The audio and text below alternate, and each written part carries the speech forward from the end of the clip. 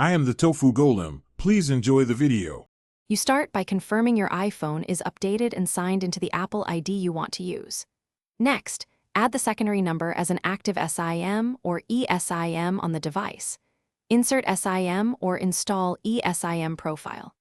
Once done, open Settings, tap Messages, then Send and Receive so the system can detect the new line. You do this now because iMessage links active numbers to your Apple ID, which lets Apple verify and present the number for use. You now enable iMessage for the new line. In Send and Receive, tap the new number to allow iMessage reachability. Make sure the checkmark appears.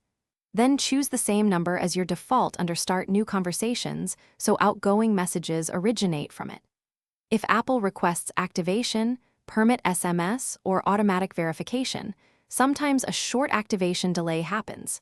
Make sure to restart messages if the checkmark doesn't stick, because a quick restart often forces Apple's servers to refresh your number. You finish by testing. Send an iMessage to another Apple user and confirm the message shows the new number.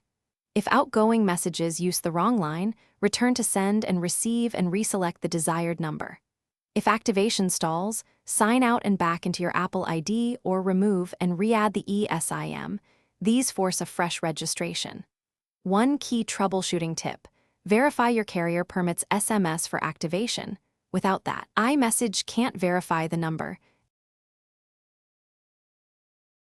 Thanks for watching. Consider subscribing if we helped you today.